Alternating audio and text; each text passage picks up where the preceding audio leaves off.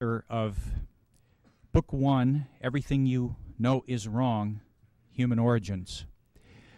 Lloyd was a presenter for us at the summer seminars this last summer, and he is one of those few, rare, extraordinary people that has been invited back to repeat. And after you see and hear his presentation, you'll begin to understand why.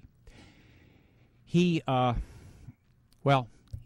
friend at this point. He really is. And he's an awfully good man, and he's got a brilliant mind, and you're gonna love this presentation. He's a native of Louisiana. He is a graduate of Tulane University. He has a BS in psychology. He's been a writer for over 25 years, and he's been a thinker for a lot longer than that. Ladies and gentlemen, Lloyd Pye. Thank you, Bob. Appreciate that very much. For those of you that have seen this movie before, you're going to notice that the front end of it is going to be missing. I'm not going to do the part about Darwinism because I'm going to add some material at the end that I didn't have at the last time, and I think you'll find it interesting. So what we're going to do is just start right in with the human origins, in as much as the book is about human origins, and we'll go from there. All right, can we have the first slide? All right, everybody just take a minute and look at this.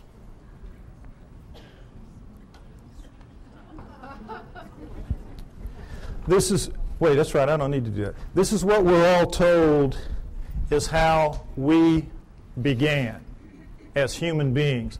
That we came out of the primordial sludge and step by step evolved into what we are today. Everything in that chain up to us is eat, survive, reproduce. We are, what's it all about? We have that incredible ability to say and think, what's it all about? How'd that happen? That's what this is going to be about. What we're told is, of course, that we're a natural flow of things, and that with this guy right here, we share a common bond that begins between 8 and 5 million years ago. 8 and 5 million years ago. Reason being, we know that we have upright walking primates of some kind or other at around 4 million years ago. So they just jack it back and figure if we're upright walking at 4, we probably split from a common ancestor with the down on all 4 apes between 8 and 5 million years ago. We know we were upright walking at 4 because we have proof of it at 3.5. Next slide, please. These are the famous Laetoli tracts of Tanzania, Africa, discovered by Mary Leakey and her team in 1978. And here you see what they are. We're in solidified ash. We have a large pair here, smaller pair here. We assume it was a couple moving along. And we see the track here in a blow-up is not quite human. It's different in several ways, but it's human enough to make it very clear that we have upright walking bipedal creatures 3.5 million years ago, no doubt, measured by ashfall, which is very accurate. So that's why we jack it back. If we were this upright at 3.5, we had to be upright at around 4, and that's where you get your dates of 5 to 8 million years ago, the split from the common ancestor. All right, now, next slide, please. Here's the depiction of how this happened. The nearby volcano laid out a layer of ash. The creatures go walking along, leaving their tracks. Then another layer of ash comes, seals the layer, and then 3.5 million years later, a rivulet comes through here, cuts through, exposes one of the tracks. One of Mary Leakey's team sees it, and then they peel back the layers until they expose the whole thing. Miracle piled on miracle. It's just amazing, an amazing discovery. Now, the reason I show you this is I want you to notice that all pre-humans that you will see in the books, and go back and you can check, they will show you a head that looks like this one pretty much, grossly primate in its characteristics rather, because that's what the skulls of all pre-humans look like. But then they'll always stick these human bodies underneath those heads. And this is a subtle brainwashing that is performed on all of us to make us think that these are, in fact, pre-humans, because that's what they're called. That's what anthropologists call them, pre-humans. Now, you can't pretend that those heads are in any way human, so they don't, but they leave the body parts looking, amazingly human. You have the hands coming down mid-thigh, and you know, I hate to say it, but God, this looks a lot like my body right there.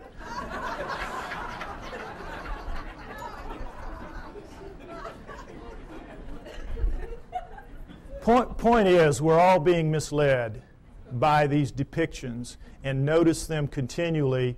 It's the way I'm telling you. Now, next slide, please. Lucy is very famous. Everybody should know her story. Lucy in the Sky with Diamonds, 1974, Afar Valley, Ethiopia, discovered by Donald Johanson and his team. She is the first of the so-called prehumans. They are the Australopithecines, and she is one of the first types. Now, what we know from her is a remarkable amount because we have 40% of her body recovered. With mirror imaging, that gives us 80%.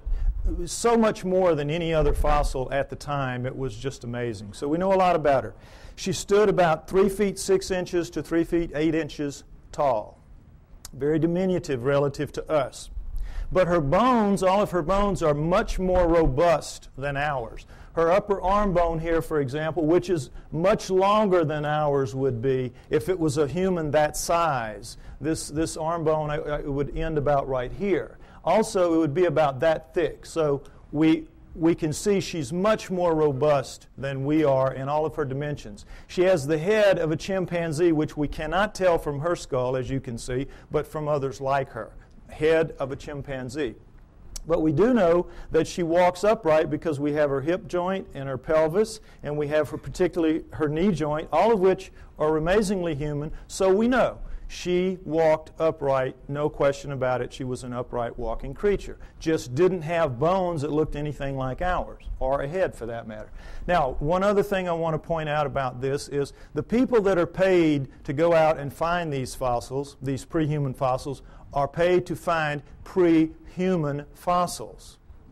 So what they do is they fudge it every way they can to make them look human, and they always have problems with the arms. Because all the arms of the pre-humans are too long from here to here, from shoulder to elbow relative to us. So if you notice what they did is they fudged this way up beyond where it ought to be to get this up here, so they could get the fingertip down around mid-thigh, when in reality it belongs down around here.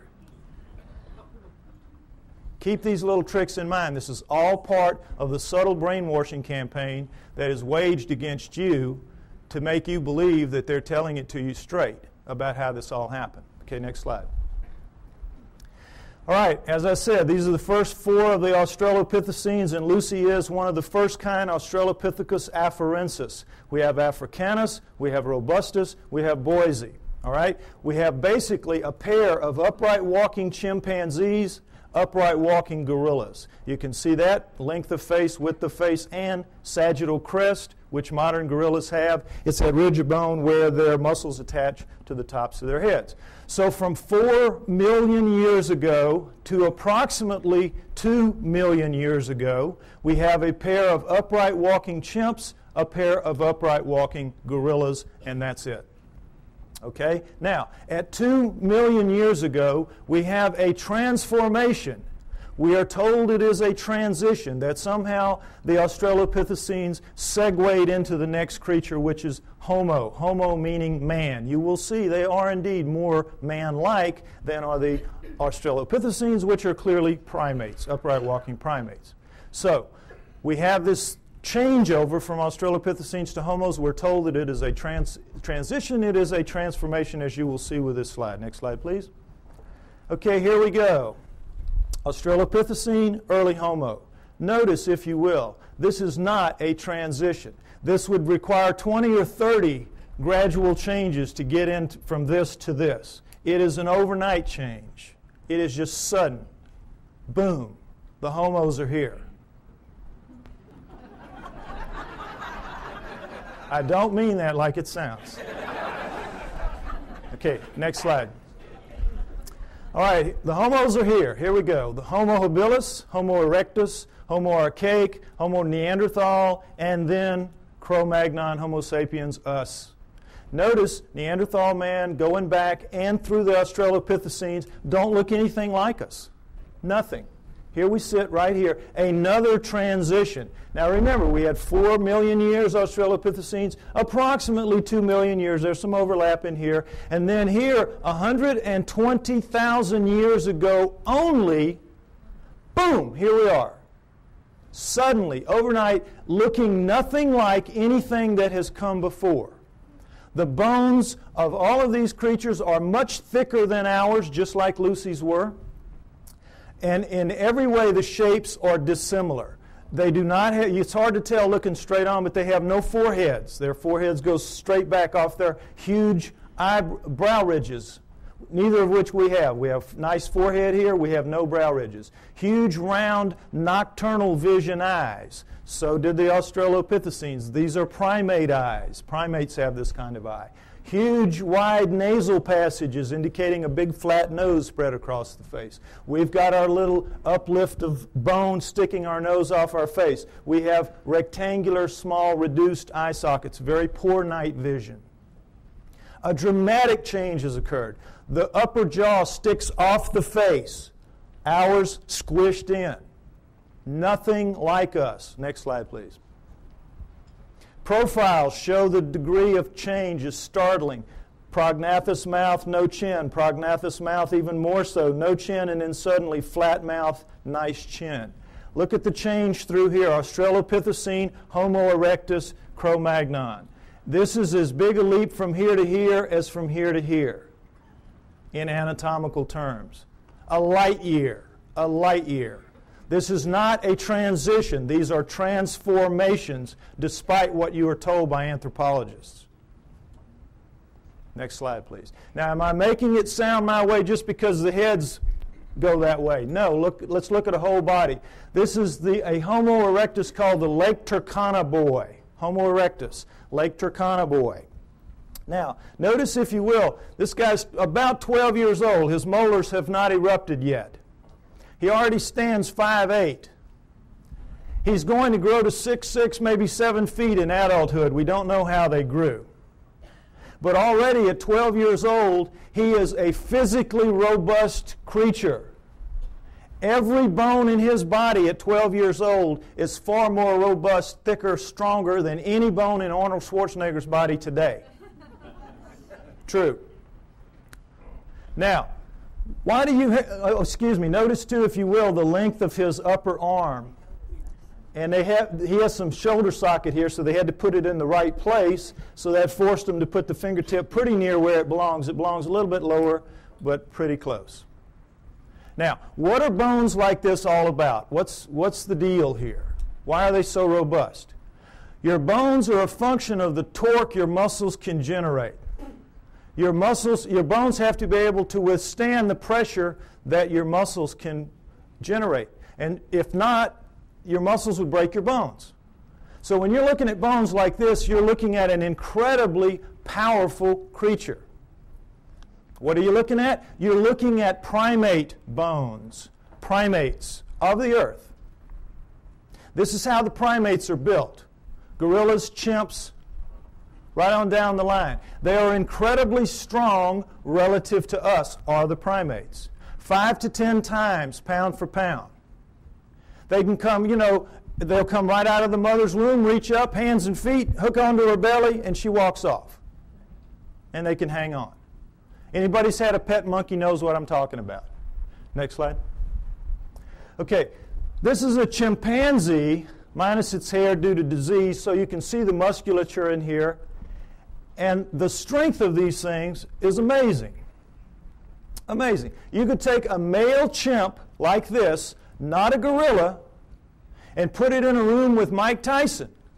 It's a battle to the death, and they both understand that. 2 or 3 minutes, this chimp is walking out. Now, he may be missing an ear or two.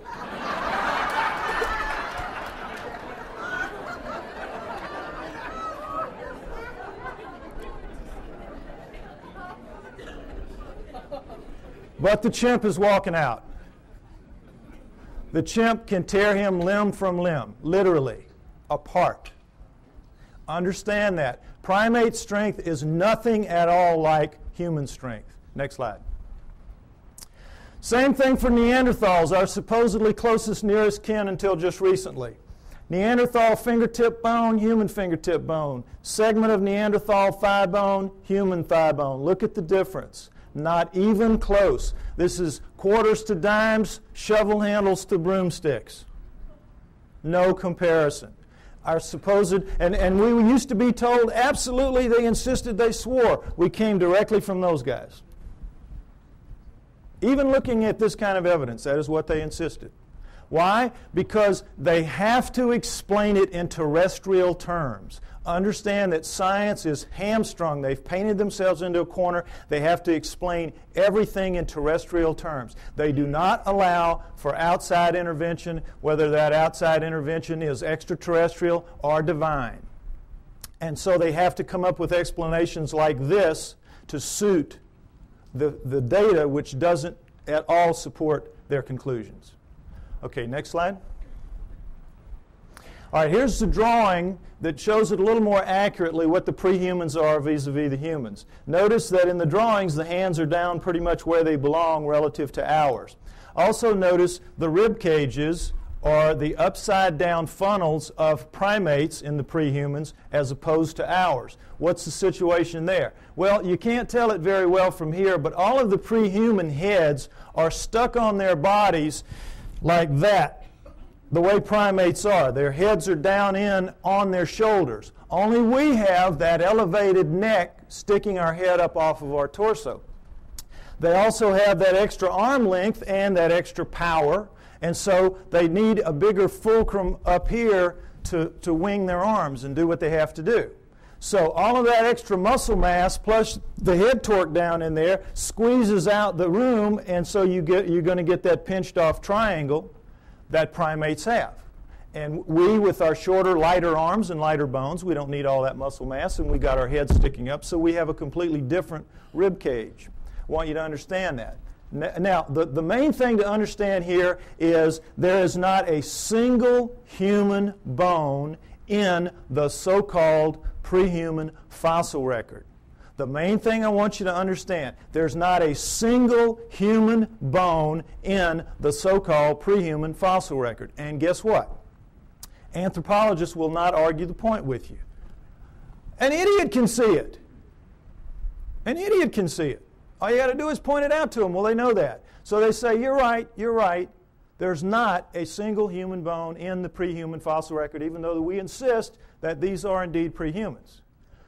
The reason we can get away with this is because we're going to put somebody right in here that's going to show a transition between these guys, and that is the missing link, the famous missing link. You've all heard about that. This is what it is. This is the thing that's going to stand right in here and miraculously show a smooth transition from this to this. Well, I tell you what, if the missing link was here today, he would need about 20 or 30 cousins standing right beside him, showing enough gradual transition to make this plausible. You don't just get one missing link. You need dozens to make this theory work of gradual transition, the Darwinian paradigm. And they don't even have so much as a fingernail, not a fingernail, of the missing link. Which leads us to conclude that Charles Darwin is a blowed-up peckerwood.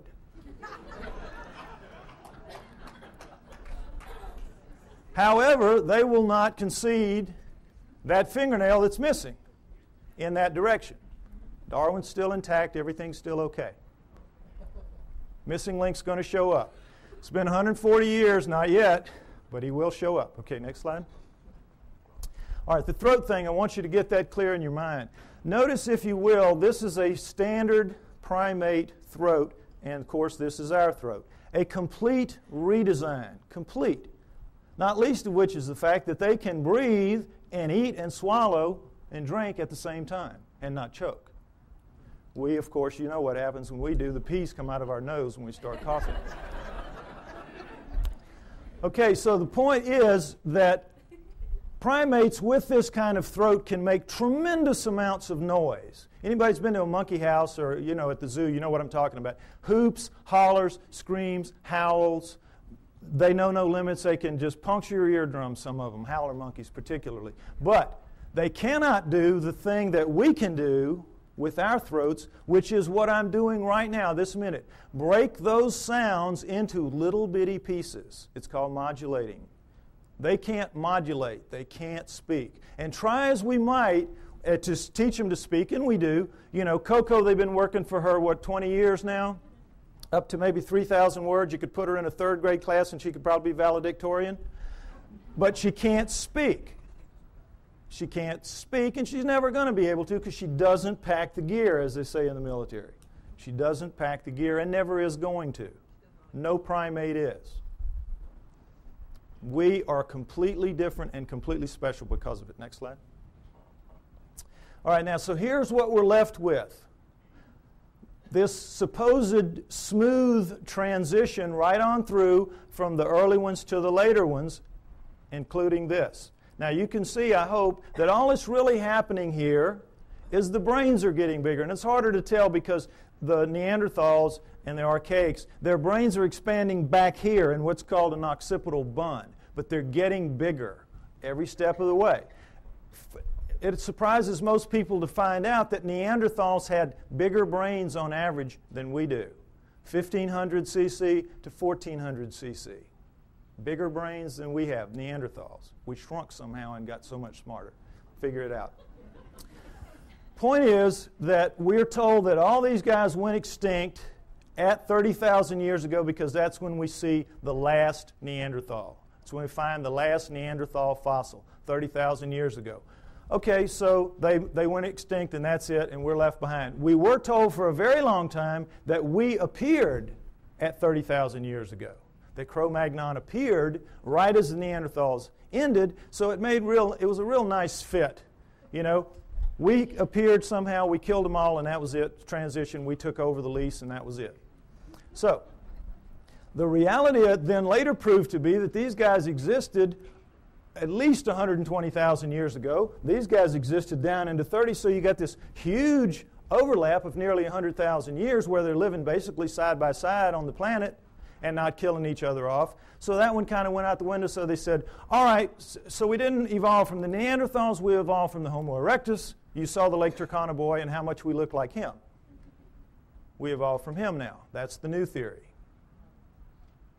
Okay, you can see the problem. Now, did this really happen? Did they all go extinct? Well, why would they go extinct? No natural predators. Meanest dudes in the valley. They can take a lion on head to head and tear it apart. That's how strong they are, and that's how big they were. So what would make them extinct? Could we do that? Yes, we could. We are vicious little buggers. We are smart. We hunt in packs. We are pack animals. We're hyenas. We're two-legged hyenas. And we have a savage territorial imperative. Together, we could kill any of them. One-on-one, they'd just pop our heads off like a pimple. Understand that. So, given that, what if what we did was instead of driving them to extinction, we just drove them where they don't make fossils anymore? What if that happened? Is that a plausible scenario? Let's take a look at it. All right. Let's look at the Earth first, where these guys will live in. The Earth is divided into ecological niches. Ecological niches.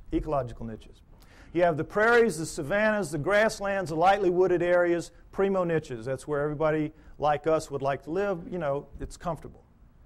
The not-so-nice niches are the heavy, deep, dense forests, jungles, swamps, bad places like that, where we kind of live on the edges, but we don't really live in the heart of darkness. We think we do, but we don't. So, what if these guys lived in the primo niches, which they did because they were leaving fossils? And guess what? You leave fossils in the primo niches, in the prairies, savannas, grasslands, lightly wooded areas. Why? Because it's very unique that a fossil gets formed of this kind, because you have to die in very specific circumstances. You have to get caught in a flash flood so that your body is washed away, covered up by mud, so predators can't get you. Your flesh rots off, the minerals leach into your bones, and you become stone and you become a fossil. Or you get killed at the water hole. One day you're really tired, you're really hot, you're not paying attention. You go down to drink, the lion jumps on your back, kills you right there at the edge of the water hole, and then the wildebeest herd comes up behind him, run him off, stomp you down into the mud, and now same process. You're covered by mud, your flesh rots off, your bones are, the minerals leach into your bones and you become a fossil, and that's it. And that's pretty much it. It's very hard to form a fossil otherwise. And so we see how miraculous that process is just to make them in the first place, and then millions of years later it washes up, or whenever it washes up, and somebody sees it that knows what it is and can recognize it and can save it. It's miracle stacked on miracle. That's why they're so few and they're so rare and they're so precious because of that.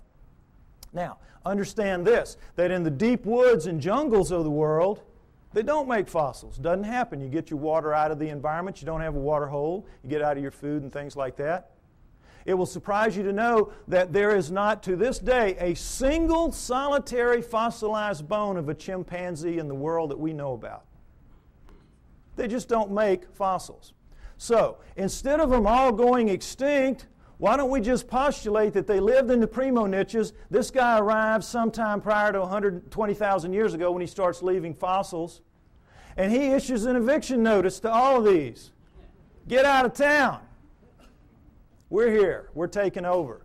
And they do, and there'll be some skirmishes. They'll kill a few of them, and these guys, they're not that stupid. They'll figure it out. These guys are bad news. We got to move. And because they're adapted to the planet, we've seen the millions of years they're here. They're adapted to this place. They can go pretty much anywhere they want to, and so they do. They just walk until we don't chase them anymore, and that's into the deep woods and the jungles of the world. And if that scenario is true, and I postulate that it is, then it would explain the hundreds and thousands of stories that we have from around the world of what? Upright walking, hair-covered creatures living in the deep forests and jungles of the world, every continent except Antarctica. The hominoids. It explains the hominoids. You with me? Okay, next slide. Let's take a look at a hominoid. Here we go. This is a statue of a Bigfoot Sasquatch type, carved Willow Creek, California. This gentleman's about 5'7". I'm 5'11". You can figure that if that thing was here, his head would be up about right here. Okay? There are 4 kinds of hominoids. 4 kinds. We know of 2 in the West primarily. Sasquatch, Bigfoot, this kind. Abominable snowman, Yeti. And then there are 2 other kinds that are dominant in other parts of the world that we don't know very much about. The Almas and the Agagwis. Okay, now we're going to go over them. They're pretty much the same except for size. All right, the Bigfoot Sasquatch kind, as you see, 7 to 10 feet tall, 700 to 1,000 pounds on average. The giants, the big ones, the ones you hear the most about. The abominable snowman Yeti, man-sized, 5 to 7 feet tall, 300 to 600 pounds, lives exclusively in the Himalayan ranges as far as we know. Taken together, those 5 ranges are as big as the United States, plenty of room to roam, but they are not on all continents. The Bigfoot Sasquatch kind is. The third kind, Almas. The Almas. They are found primarily in the mountains of southern Russia and western China, the Pamirs and the Caucasus, and the Altais and the Tian Shans. But they are also elsewhere in the world, including in the United States. Man-sized again, 5 to 7 feet tall, 300 to 600 pounds. Fourth kind, the Agagwis, about 4 feet tall, weigh about 200 pounds. The pygmies of the group. All right? Now, you might remember, ironically, there were 4 Australopithecines, 4 early Homos, and what a surprise, there are 4 types, basic types of hominoids. Interesting, isn't it? Now, what they are is this. The Bigfoot Sasquatch kind live in what is called lower montane forests. Now, in mountainous terrain that are covered by trees, and if you've done any flying in the Pacific Northwest, you know what I'm talking about, the lower trees are called lower montane. As you go up, you get into upper montane. The Bigfoot Sasquatch lives in the lower montane. The abominable snowman lives in the upper montane forests of the Himalayas. You get the idea, abominable snowman, he lives up in the snow. Nobody lives in the snow. There's nothing to eat there. They live in the upper valleys, and you see them occasionally as they cross from one valley to the other by going over a mountain, the snow part of it. Okay, now the Almas also live in the lower montanes, but they're more flexible. They also seem to be the smartest, and this is not to say they're anything like us. They're just very smart animals. The Almas are. I think they're going to prove out to be living Neanderthals. The evidence is strong that the Almas are living Neanderthals. Okay? The Agogwes, the fourth kind, the pygmy kind, live in the jungles of the world. That jungle band that goes through South America, Central Africa, and Indonesia, that area. They, of the four, have reddish, russet-colored hair, like orangutans, which also live exclusively in jungles around the world. The others have dark browns and blacks, their body hair, covered with hair. Whenever anyone sees them, their characteristics are described consistently the same. Wherever in the world, whatever kind we're looking at, when the person sees it, and frequently this is some very, very isolated native who doesn't even know that the rest of the world is out there, much less that these things are seen on other continents. And when they describe them, they always describe them the same way.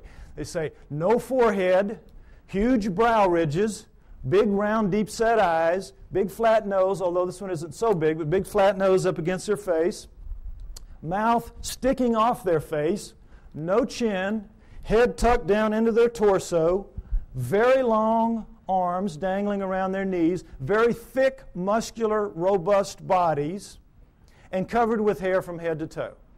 Now, take away the hair, and what did I just describe to you to a T? The pre-humans. Am I right? You saw the skeletons. You saw the bones. The pre-humans. What does this lead us to believe? The pre-humans are the hominoids. The hominoids are the pre-humans. The pre-humans are the pre-hominoids. It's their ancestors, not ours. It's clear to anybody that will look at the evidence. The so-called pre-humans are, in fact, pre-hominoids. Now, it's easy for me to stand up here and say this. What's the proof? Well, let's start right here with their feet. They leave tracks. All around the world they leave tracks. We have upwards of 10,000 or more photographed, plaster casted, or both. No question about it. And guess what? They're all fakes. All of them. Every one of them is a fake. Problem being, it's not that they are really in fact fakes. They just can't be real. They can't be real because not only is Darwin a blowed up peckerwood, all of his followers are. And they don't want to be that. So these cannot be real, even though they are. Now, is it possible that they could all be fakes? All these tracks could be fakes? Could they fool everybody? No. Why? Because we know a lot about it. Let's take a look. There's a science called ichnology. And what an ichnologist does is he studies the tracks left in fossils by creatures going millions of years back. Show them a fossil, they can look at a print or a track or anything. They can tell you what made it. There's a whole science to it.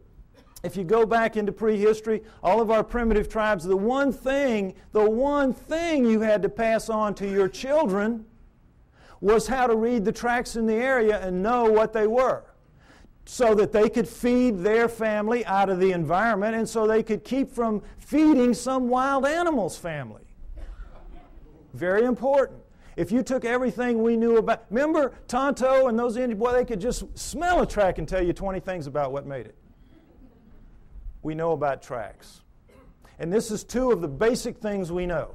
That when any living fleshy foot, like a human foot or a hominoid foot or even a camel pad, it doesn't matter, makes a track, puts a track down, the subtle interaction of bones in the foot, in our case it's 26 bones, 33 joints, dozens of muscles, ligaments, and tendons, makes a very subtle movement and lays it down in a very specific way from the midline out.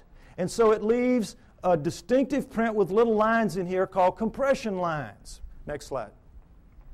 When you do it with a fake foot, you don't get that subtlety of movement because there's no sequential parts to a fake foot. If you're missing a foot and you need a prosthesis, you're going to get just a dull stiff foot. We cannot duplicate anything even close to it. Anything even close to a real foot. So whether this is plaster or rubber or plastic or wood, it doesn't matter. If you're making a fake foot, it's going to be of a piece, and so when you put it down into the medium, you have to stamp it or press it as a whole, and in doing so, you get a very distinctive look to that, and it's a little ridge here with cracks on the top and the outside that's an impact ridge. So we have compression lines and impact ridges. Now, I can give this little lesson to a class of first graders, lay down a bunch of tracks here, real and fake, give them a magnifying glass, and they will not miss one. They will not miss one. Now, forest rangers that make their living out telling you, bear, elk, zebra, it doesn't matter. Whatever it is, they can tell you what it is. And no anthropologist will question their expertise. But if they see a hominoid track and they say, boy, that looks real to me too, the anthropologist say, well, you don't know what you're talking about there. You don't know what you're talking about there. That one's fake. You're wrong there. See how absurd it is? And for the most part, you believe it because you don't expect them to lie to you. You don't expect them to have an agenda that they're maintaining. But they do, and keep it in mind. Okay, next slide. All right, this is the way a human foot works. Looks and works. This is, of course, a good foot, not a flat foot. This is a typical human foot with an arch. When we come down on our heel, we have to swing our momentum around the arch, then cut it over into the ball, which will regenerate some of the lost momentum, and then we come out thrusting off of our big toe. That's how we walk. Our smaller toes pull up and act as balancers. If you notice your feet tonight when you walk around, notice how that works. Your big toe will go down, your other toes will pull up, and it will leave in making a medium an undisturbed ridge of medium here, in making a track rather, an undisturbed ridge of medium right here, but this, of course, will be squashed. Very distinctive print, no question about it. Now guess what? We walk badly. Badly. When you do time and motion studies of us walking, we're keeling around as we're swinging our momentum through our feet. We're locking our knees. We're basically throwing ourselves through our hips. That's why our joints wear out as we age. Our knees and our hips. We're using them badly. We walk badly. Whoever designed us needed to go back to the drawing board a couple of times more. They got lazy. It was a mistake. Okay, with that in mind, next slide. Let's take a look at a hominoid track, typical hominoid track. This is Bigfoot, 16 inches long, but taken in that really nice powdery dirt you get at the end of a hot summer, so it's a very clear, distinct print. Notice, if you will, the differences.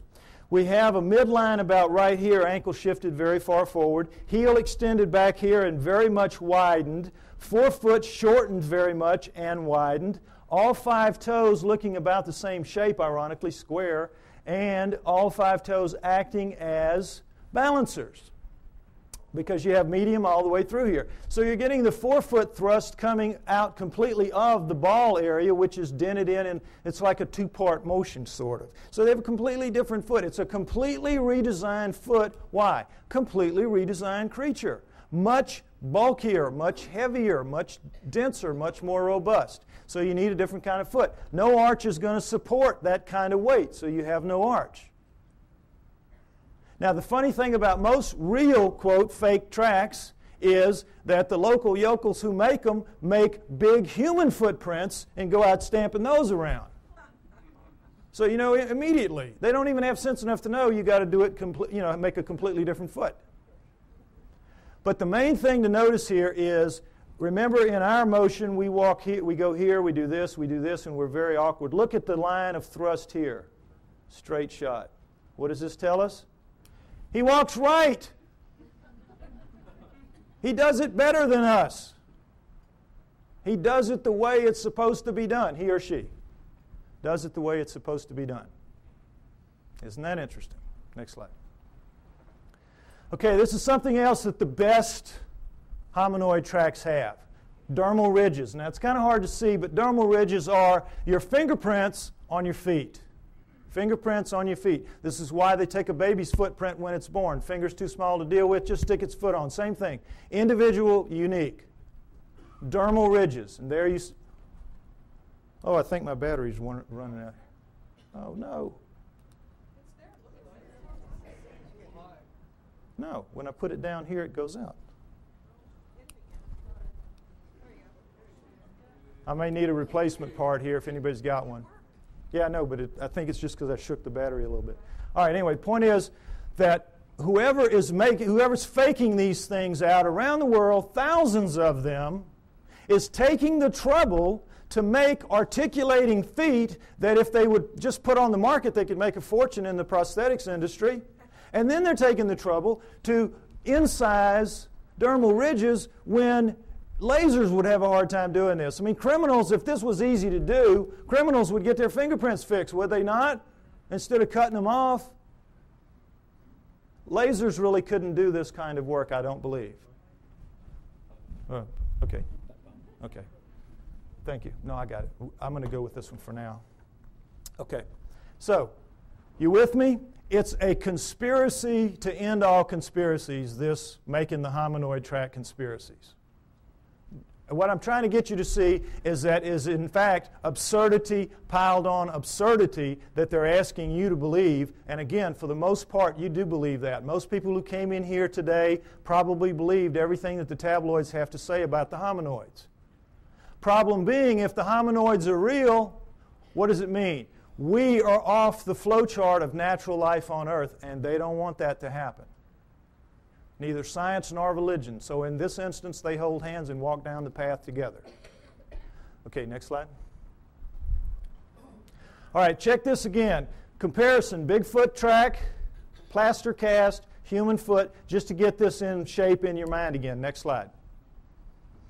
All right, another pair of hominoid tracks, as you can see. These are so grungy looking on the soles because they were taken out of clay as opposed to dirt, as you saw earlier. But in every other way, they're hominoid tracks, are they not? We found, they're found together, so we assume it's a male and a female, like the two that we saw walking along at the Laetoli tracks. Right? Would everybody agree? This is as hominoid as it gets, right? Wrong! Guess what these are? Neanderthals. These are Neanderthal tracks, absolutely and without doubt. Toriano, Italy, a cave 30,000 years ago. Neanderthal artifacts all over the place. Neanderthals. Bona fide. Now, what does this tell us? It tells us that the Neanderthals for sure are hominoids because they got hominoid feet stuck on them. Plus, they got hominoid heads stuck, as you saw from the skulls. Furthermore, we can assume, I think, fairly, that every one of the ones we saw earlier, all the way back to Lucy, 4 million years worth, had feet just like this and were, in fact, hominoids. The track you saw at Laetoli, remember the one down in the corner? It looked a heck of a lot like that, didn't it? The hominoids are the prehumans. That's the point I keep trying to make. Now, I'm extrapolating a little bit here. I'm taking a little risk because we don't have the feet nor the prints of any other prehuman. We just have to go with logic. But guess what we do have? We do have the feet of Neanderthals. Next slide. Here we go. Neanderthal foot, human foot, Neanderthal. Can everybody see this down at the bottom? I'm sorry, it's kind of low. Take a look so you can see. Stand up if you have to, be like a football game. All right, here's the deal. Notice there's no comparison. Look at the heel bone of the Neanderthal relative to our little nub of the heel bone. Look where our ankle base joint is as opposed to this huge, this is it, this is bone here. This is our little base joint compared to this giant base joint here and the squeeze forward of it. Notice, if you will, the great foreshortening of the forefoot and the widening of it relative to ours. Look at the skew. You can see the skew in the foot. See how squared up and solid that is like a rock. Look how much our big toe dominates our little four toes and how much these are much the same. This thing is built for balance, for solidity, for stability. We got a crummy foot, folks. Crummy foot and a crummy walk. We ought to complain to the boss about this. You can see why this thing walks so smoothly. It's just kabloomp, boy. It's just perfect for maintaining balance and stability, carrying all that heavy bulk and weight. Good design, bad design. Next slide. Okay, if I'm right, they're out there, all these places. Where are they? All right, let's take a look at the world. Take away the deserts, take away the tundra, and what you're left with is arable land. Arable land. All right? This is where they live, in the black parts. The heavy, dense, deep forests and jungles of the world. This is where we live, the nice, cool, open areas, the pinks, the blues, and the purples. The primo niches, that's us. All right? Now, Broken down, that is 55% for us, 45% for them, moving toward 40% for them. As you know, we're cutting down forests like crazy. It used to be 55% for them, 45% for us, 500 years ago, approximately. Okay, so you look at this and you say, well, wait a minute, we're sitting right here in the desert. We live everywhere. No, we live in most of these environments, but we don't live for the most part up in these areas, in the Himalayas and here and in these jungles. If we live in the jungles, we live on the river. We don't live in the heart of darkness. When we have to live in the heart of darkness, what do? We cut it down. We'll cut roads through here, but we don't live in it, where we've got to hack our way through every day to go to school or to the store. Just isn't going to happen. We're not physically designed for that. Our skin won't take it. If we didn't have clothes and couldn't defeat the natural order of things, if you were to strip everybody in this room naked and put us out there to live like everybody else has to live, most of us would be dead in a few weeks from radiation poisoning. Those of us who have black skin would have a chance to make it to the equator, but couldn't stay and live in cold climates. We're not physically adapted to this planet. Understand that. Our skin does not let us go except in certain niches, the primo niches. So, understand too that we think we live in every one of the nooks and crannies out there. We are masters of all we survey. That's what we're told all the time. We're humans. We're masters of all we survey. We do not even survey all that we claim to be masters of. It will surprise you to know that of the United States alone, fully 25%, 1/4, has never once been foot surveyed because it's just too hard to get in there and do the work. We survey from the air those areas. We do not go. We're not as tough as we think we are. Now, also understand that the hominoids are not just restricted to these areas. They move wherever there are forests. These are their real stomping grounds. But they go anywhere that there are forests. They use forests like highways because they are migratory animals. They migrate. They do not hibernate. They move with the seasons, and they use forests as their highways. As they live in the forests, they do a split shift with the bears. Bears work the day shift, they work the night shift. It is. It's how it works.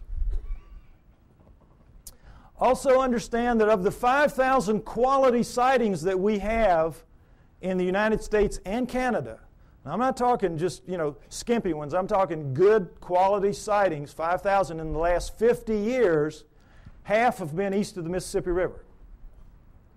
Every state has them, except possibly Nevada, maybe the mountains north. We have them in Louisiana, down in the swamps, the little one. It's called rougarou. When I was a little boy growing up, don't you get too far from the house, rougarou will get you. The little red man of the woods, the boogeyman. Excuse me, boogerman, right. Slip of the tongue. Anyway, Florida has the skunk ape. New Jersey has the Jersey Devils. Arkansas, everywhere has them.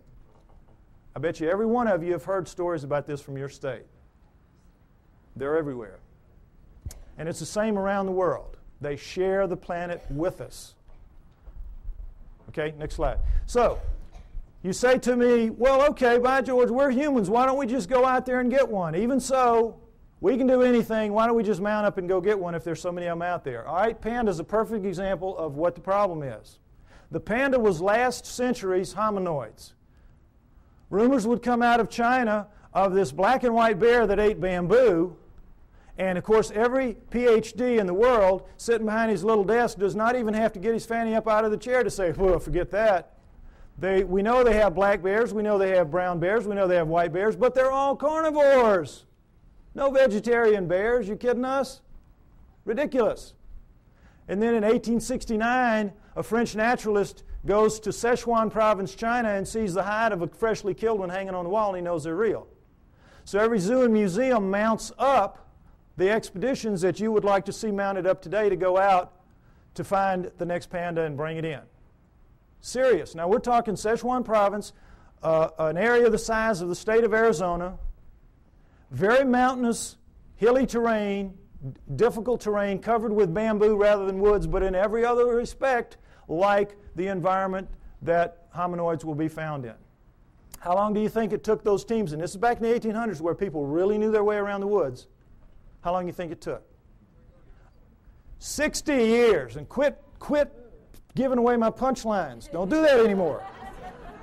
60 years. 60 years. Those of you who've seen the movie, do not give away the punchlines. Okay. Now, it sounds like a gross exaggeration, and it is. They only looked for about 30 years. This is where Ivy made the mistake. They only looked for about 30 years, and then they gave it up. And they said it has to be extinct now. And then 30 years later, Teddy Roosevelt's sons are out there doing some sport hunting, and they kill one. Okay? So then they mounted up again, knowing that it's for real now. And because they had learned so much in the interim, they began to get them. And over the next 20 years, they brought in 6. And we have the panda craze, that we have today. But even to this day, they're extremely difficult to go out into the wilds of Sichuan province, China, and bring in a wild panda. Now, what is the panda doing that makes it so difficult to get one? Well, as you can see, it's very brightly colored and stands out very distinctively against its green background. It lives during the day. It eats a very restricted diet, bamboo. It's very slow-moving. You see them move in zoos. They're as stupid as a bag of hammers. They can't even reproduce in zoos. Can't even find each other or figure it out. I mean, how stupid do you have to be?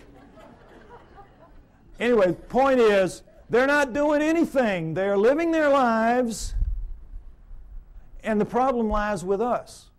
We can't hack it in their world very easily. We think we're masters again of the world. We're not. We're not. And where they live is where the hominoids live.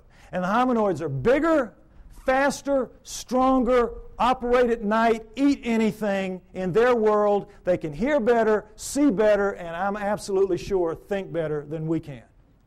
We're not going to just mount up and go get one because we've tried it many times and it hasn't worked. We're only going to see them by accident, encounter them by accident. And that's when it happens, and it happens a lot.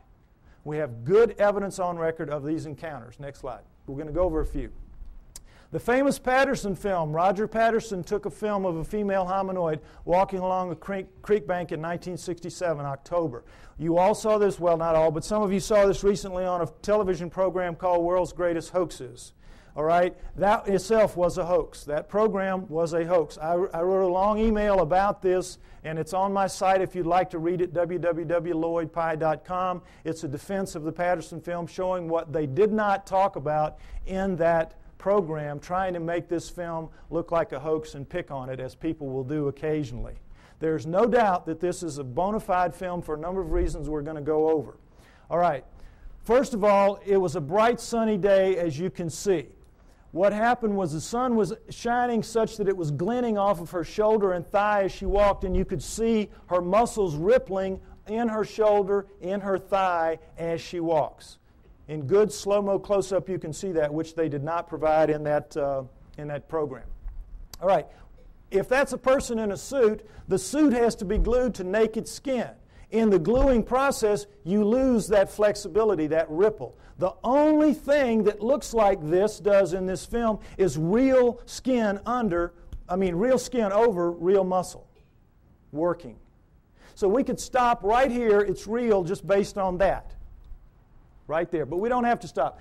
The arm, if you've all seen her walk, she walks along like this. She drags her arm down around her knees where everybody says, the hominoids do. Why? The elbow articulates right here, which is much longer from shoulder to elbow than a human. If that's a human in a suit, impossible. You can't get an elbow bend at the same point. So we could stop right there. Solid proof that that's not a human being in a suit. But furthermore, Jerry Romney, the guy they said was in the suit, they stuck him with breasts. What would they do that for? Why go to the problem? Why go to the trouble? As she walks along and she turns back to face him, you see the breasts sway, and she takes a couple of steps, and you see that nice jiggle that we all know. If it's a person in a suit in 1967, it's going to be those early silicone jobs. Remember those?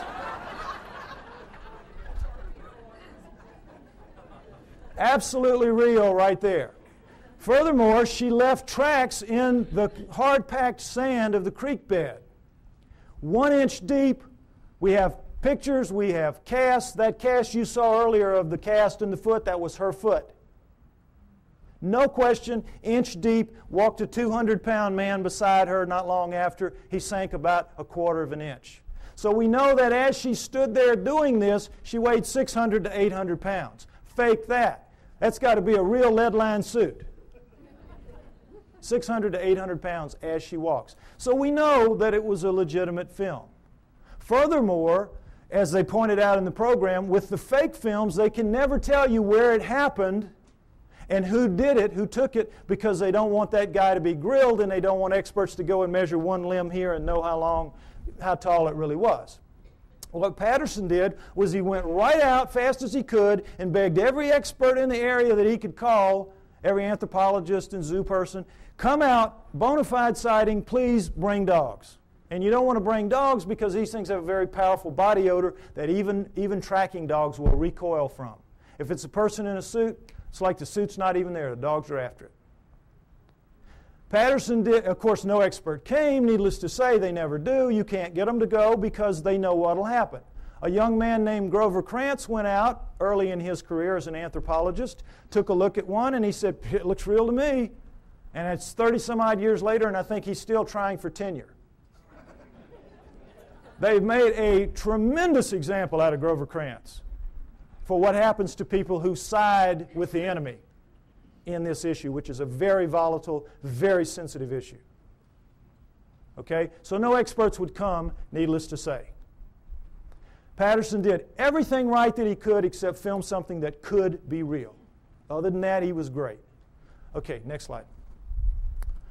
A man named Albert Ostman, picture taken in 1957, talking about an event that occurred to him 33 years earlier in 1924 when he was a young man, a timber cruiser in the woods of southern British Columbia.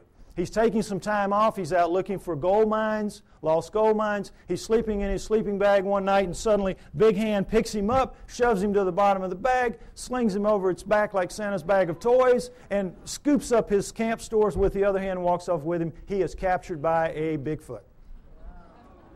He has marched for about an hour. He's got barely enough room at the top of the bag to breathe. The hand couldn't get quite around the bag, so he had enough room to breathe, but he stuck down the bottom of it. It dumps him out an hour later or so, and he's in a 10-acre basin of high rock walls where he can't get out, and there's one opening opposite where he is, and over there is the den of the living quarters of the male Bigfoot that got him, his mate, and their 2 offspring, a young male and a young female. And Albert Ostman stays with them for 6 days before he can figure out a way to escape, which is very funny, very clever. Not going to go into it. Takes too long to tell. It's in the book, okay?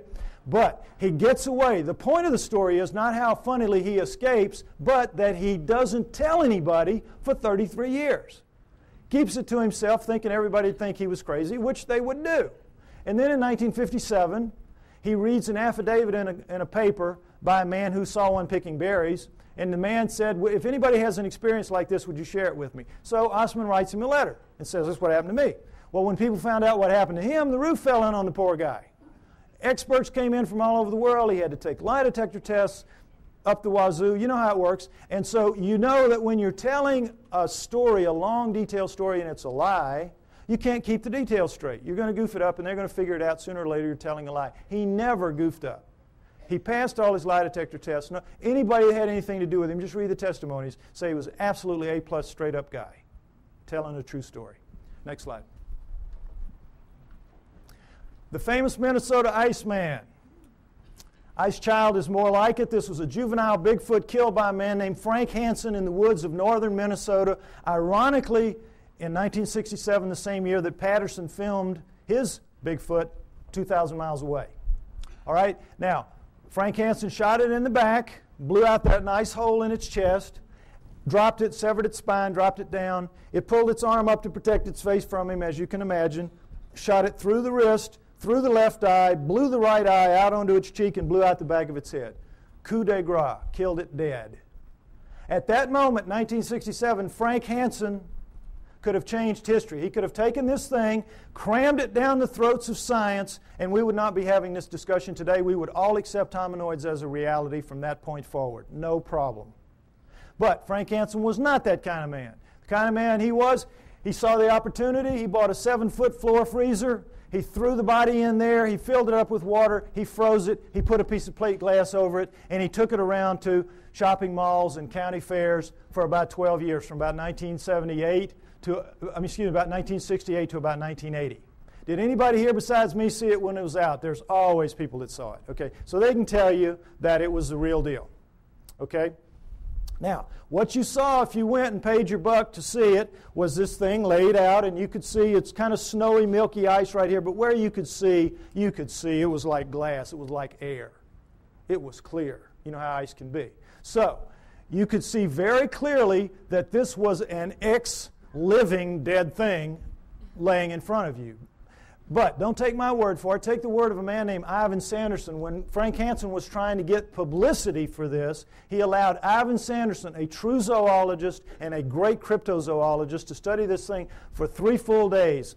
Very powerful lights, the whole works, and Sanderson wrote this tremendously detailed technical report about it, much of which I quote in the book. You read that, you will know the man knew what he was looking at from a technical zoology standpoint. I'm looking at it just with layman's eyes when I'm a young man, but they're perfect eyes, astronaut eyes. So I'll tell you what I saw.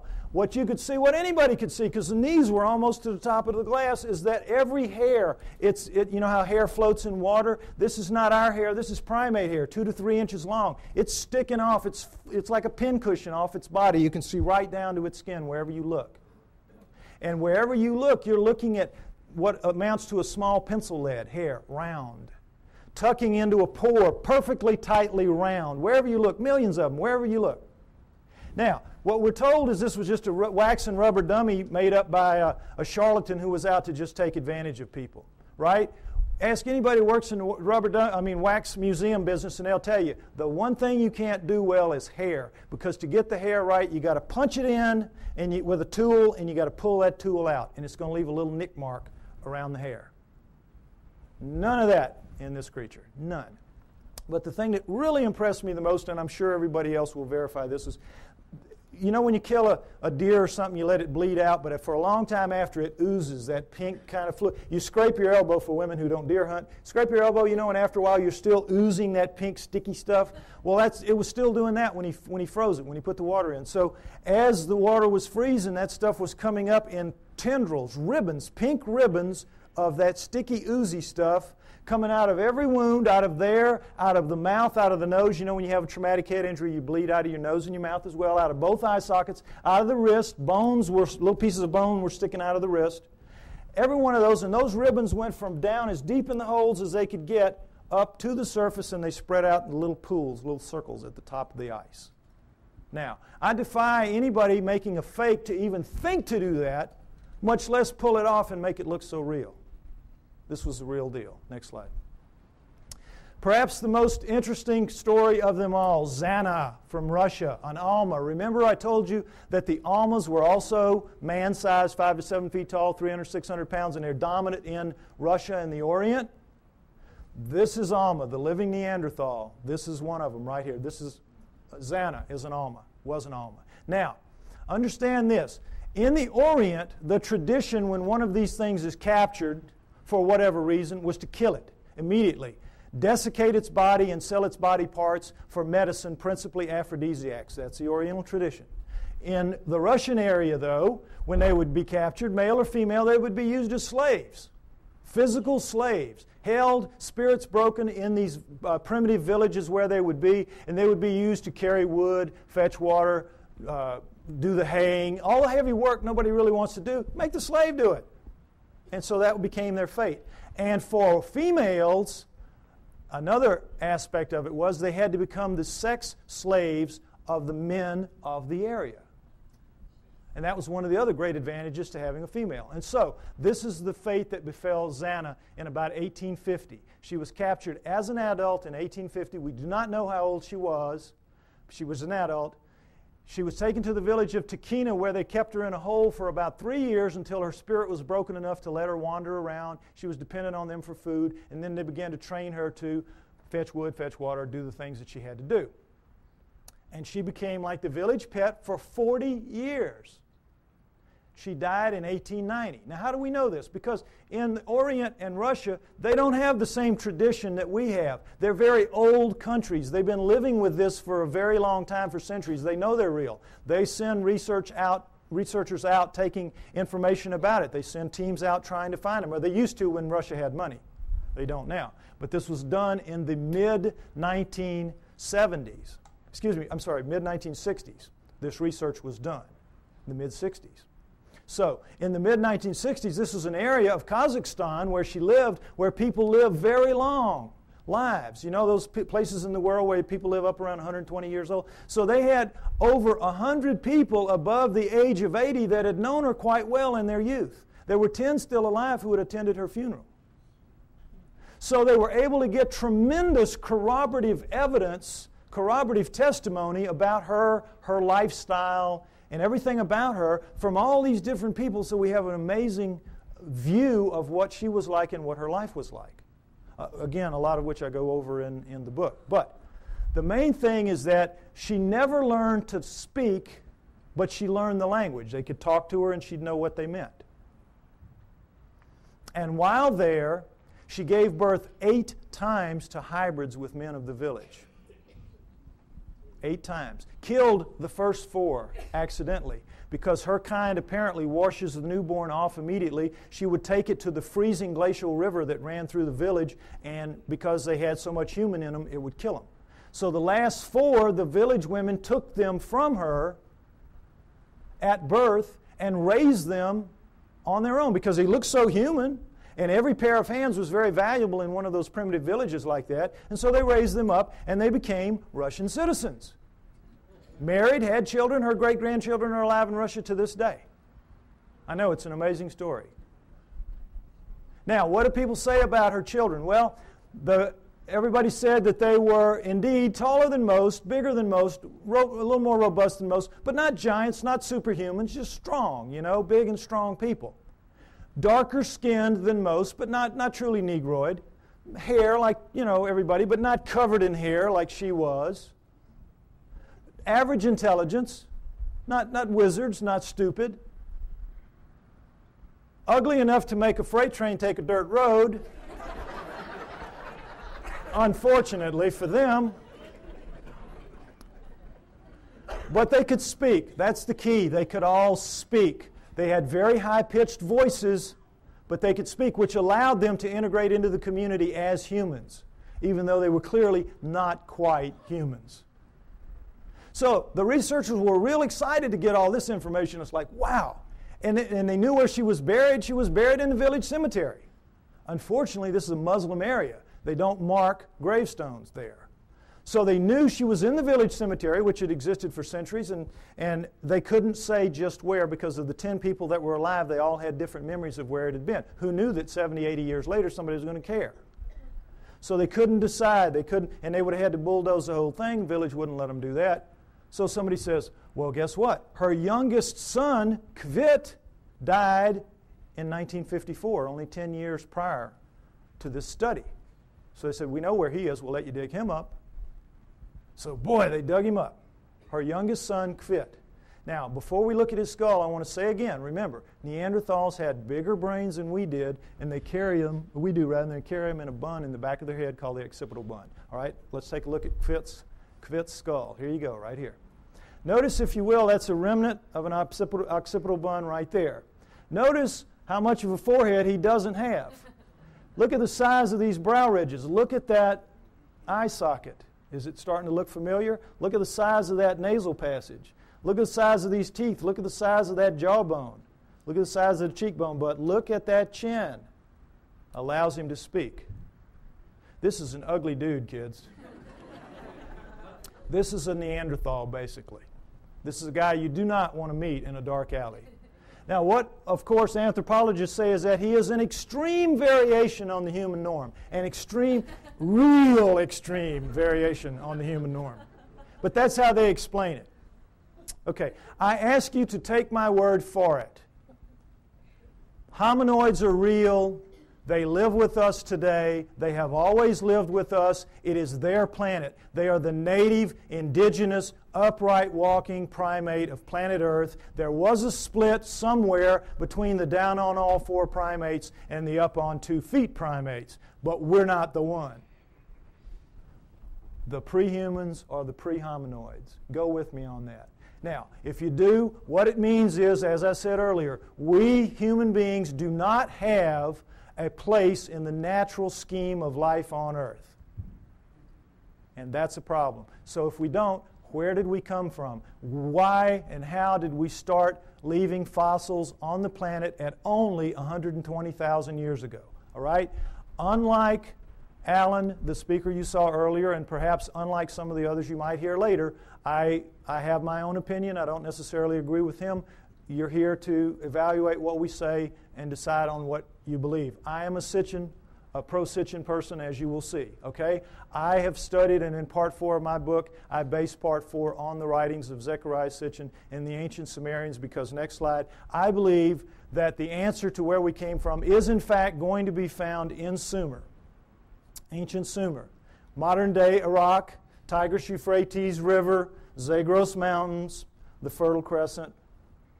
And the Sumerians are the first great culture that we know to come out of the Stone Age. At around 6,000 years ago, they appear full-blown, boop, everything. Over 100 of the first that we attribute to a high culture the Sumerians produced. Now, logic would tell you, and certainly the Darwinian paradigm of simplicity leading to ever more complexity would tell you, that the first culture out of the Stone Age is going to come crawling out of the caves on bloody hands and knees. Are they not? But no. These guys come sailing out and start building beautiful cities and have education and law and everything. Next slide, please. They had the first great cities, the first great city centers, the first high-rise buildings, the first walls, the first roads, the first wheeled vehicles, the first ocean-going vessels, geniuses with water, first agriculture, first animal husbandry, first laws, first court systems, first literature. You name it. They had it. Well, everything except cable TV, maybe. I mean, they had it. They were great. They were a fantastic culture. And the Egyptians, Greeks, and Romans come from their culture. Those cultures developed from what passes down from the Sumerians, or at least out from the Sumerians, I believe. Okay? So, one of the many things they had at first was writing. Now, this is what we're all taught. We're taught nothing about the Sumerians except that they invented writing. Again, they appear, boop, invent writing, boop, disappear, and that's it. History forgets about them. You never hear what they wrote. You never hear what they wrote.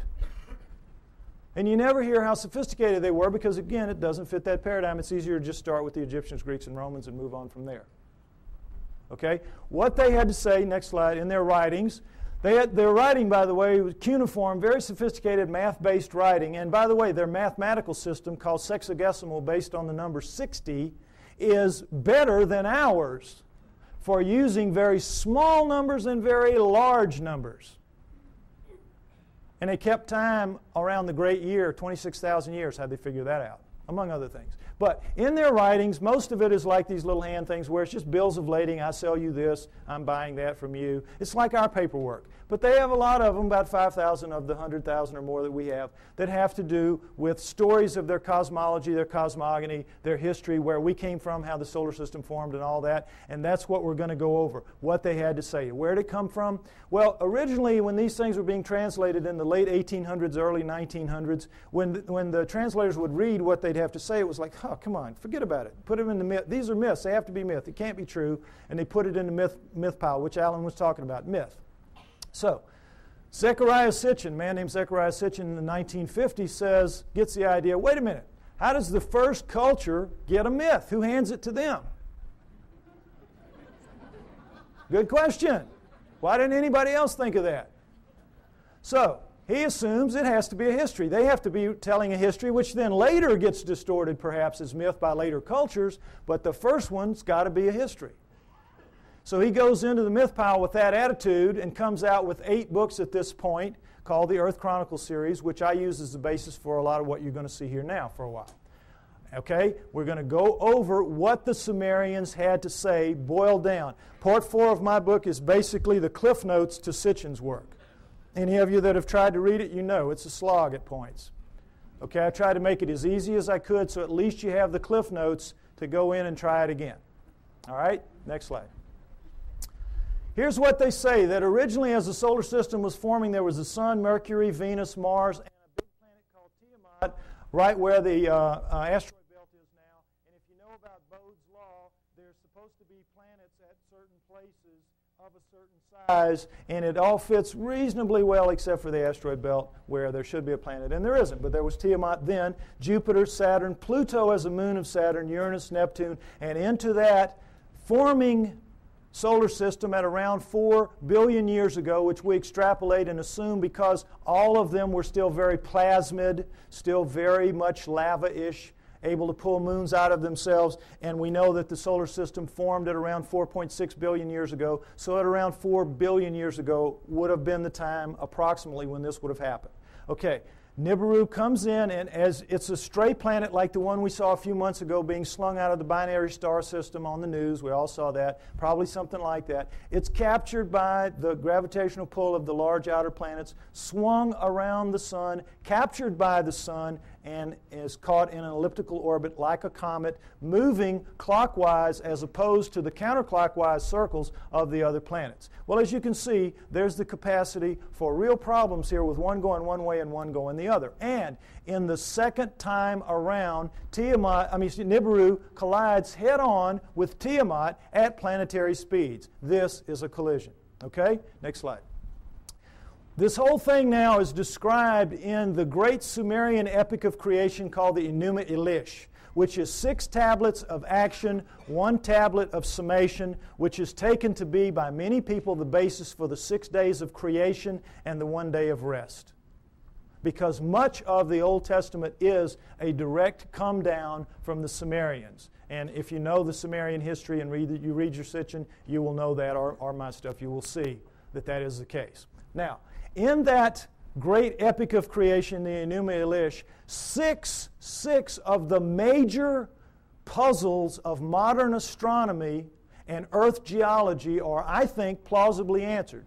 You heard Alan's interpretation of some of it. I'm going to give you mine and give you the basic Sitchin explanation. Okay? What they say is that in the collision, Nibiru slams into Tiamat. It is a little more held together. It's older, and so it is coalesced more. It holds together. Tiamat is shattered in two, blown apart, torn in half. And that the lighter outer crust, the crust with the water on it, is scattered in all directions. Boom, just an explosion, the lighter crust, and goes off with the water. Now, one of the great mysteries of modern-day astronomy is comets. Comets make no sense for this reason. They come from all over the place. In a linear universe, when, the great ball of primordial cloud of dust and gas swirling around flattens out into a pancake to make the solar system, that's the ecliptic. Everything formed in the ecliptic should be in the ecliptic. Nothing should be out of the ecliptic, and yet comets come from all over the place. So they had to be removed out to where they are some kind of way, but we don't have any idea. So they come up with this fantastic thing called the Oort cloud, which is so far away you can't imagine. The Oort cloud is one of the biggest jokes out there. And that's how they explain comets, because they can't explain them any other way. But the problem with comets is they have water in them. And anything out in space is not going to produce water. You produce water by being a cooling planet with lava spewing up the steam and stuff like that, and it condenses, etc. So comets have to begin in a planet. Now, this explains it, I think, plausibly well. Nothing that they will throw at you to explain comets will do it. All right, number 2, the other great mystery, the asteroid belt. What they say is that the inner viscous magma inside Tiamat in the collision was strung out the bowels of the planet. The guts were ripped out and strung out and broke into little pieces. That's the asteroid belt. They called it the hammered bracelet. We call it the asteroid belt. But there it is. And that's a fairly plausible explanation for it. Again, this doesn't make sense because, as you heard, the exploded planet theory, problem is when a planet explodes, it ought to just go boom everywhere. It shouldn't be hanging around. Doesn't make sense for a number of reasons. Okay, now, the third one is Pluto. Pluto's a problem because it's, as you've all been hearing lately, they're trying to downgrade it. It doesn't belong. It doesn't fit. It has an orbit that's not like the others. It carries inside the orbit of Neptune, and it's 17 degrees off the ecliptic. Again, nothing should be off the ecliptic. What they say is that Nibiru, as it swung around, it pulled Pluto away from Saturn, its original home, and dropped it out where it is now. Now, all astronomers know Pluto is not a natural planet. It started life as a moon of an inner planet. They know that. But they have no idea how it could have gotten moved out to where it is. Here you go. Here's a reasonable answer right here.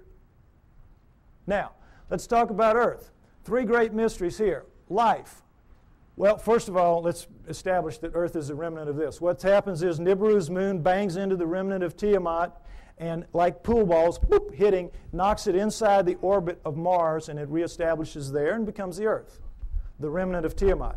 Now, Earth has one great mystery is life. How did life come to be? Life appears, despite what you're told about the lightning bolt into the primordial soup and all that, forget it. That's just a joke. That's just a fantasy fairy tale to tell people that don't want to know the truth and to tell kids in school. That's what they're teaching to this day. We know very well that the first forms of life to appear on Earth appear suddenly. They're very sophisticated bacteria, prokaryotic bacteria, and there's not one, there's 2 kinds, and they appear at around 4 billion years ago. Suddenly, overnight, strata with 2 kinds, sophisticated bacteria, relative to what that first living form would have been. If I had done the first part of my show, you would see all that. Okay, you can get the tape or get one tape and put it in a room and let everybody see it if you want to. But anyway, the point is, life is a great mystery. How it would suddenly appear 4 billion years ago, here you go. It says in the tablets, in the collision between Nibiru and Tiamat, in the mingling of their waters, Nibiru passed life to Tiamat, to the remnant of Tiamat. Perfect explanation for the sudden appearance of 2 sophisticated life forms on the remnant. Now, the remnant now is over here with its moon Kingu and has gone over, and now we're looking at 2 major differences in Earth and all other astral bodies out there. Earth is missing a huge portion of its crust, and it has plate tectonics, movement in the plates. How could that happen? No explanation. Why? Because in the vacuum, any liquid in a vacuum, what does it do? You see it in the space shuttle all the time. They let orange juice or milk. It makes the smallest, tightest ball it can make. That is what a liquid does in a vacuum. Smallest, tightest ball it can make. Now, that is what all the other astral bodies have done. They don't have plate tectonics. There's nowhere for the plates to go. They're as tight as they can be. Where do plate tectonics come from? In the collision, the backside of Tiamat is cracked like an eggshell. Cracked like an eggshell. There are the plates. There are the plates. And when the missing crust, of course, is when the half is there. It's still viscous. It's still magma. So what's it going to do? It's going to tighten itself down into a new ball, much smaller than the old one had been. And what's going to happen? It's going to have a big chunk gone, a big missing piece of itself, a big hole in itself, in its skin. And so that scar is going to break up into pieces as the plates move around, and we have the plate tectonics and we have the missing surface that we know about today. Next slide, please. And we'll take a look at just a representation of what it looks like with the water gone. Not to scale, of course, but you get the idea. This is not like any other planet or moon out there. Something happened. And I think the Enuma Elish gives a plausible explanation for what that was and for all the other things that I mentioned as well. Next slide.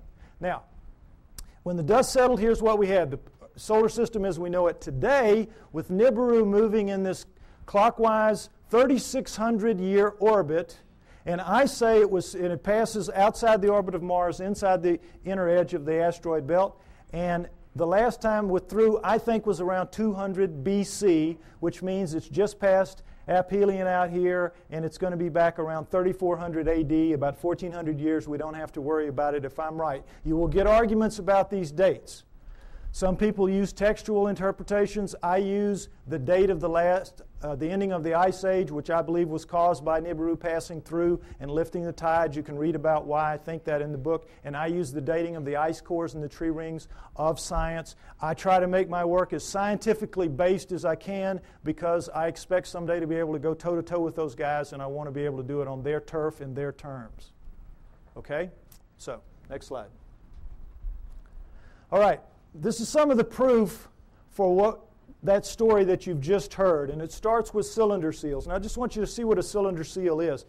There are about 5,000 of these that we have. They were their printing press. It was just a thing they would roll out on the clay to leave little pictures like this. Now, when they had a story to tell, they told it in the tablets like you saw. But when they had an event that everybody would know the event, like I showed you that cartoon, and everybody here, we all knew in a very small space that was talking about millions of words and thousands of volumes about evolution. Am I right? We all knew. Well, they would all know this was the story of the time the gods or whoever gave the water to the water buffalo or whatever. The point is, notice the fine detail in the best of the cylinder seals, and then realize that these are basically 2 to 3 inches high. They're like big spools of thread.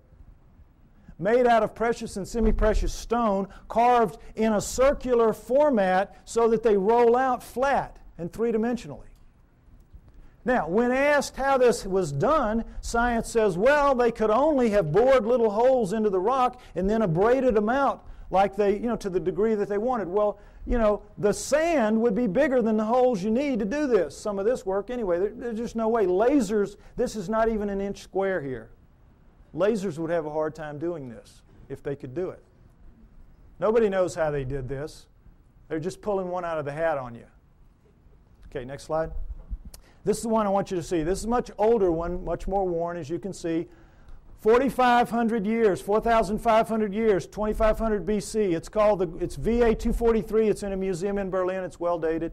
And it's called the Granting of the Plow. This is a seated God. See him in his chair with a plow in his hand. And this is a standing God, and this is a human. How do we know they're gods? Because they have horns on their helmets. Horns on their helmets. Notice the horns. This is how you signify gods, or they did anyway. The Sumerians did on their cylinder seals. And I want you to pay special attention to this because later at the banquet we might see a real live Anunnaki helmet.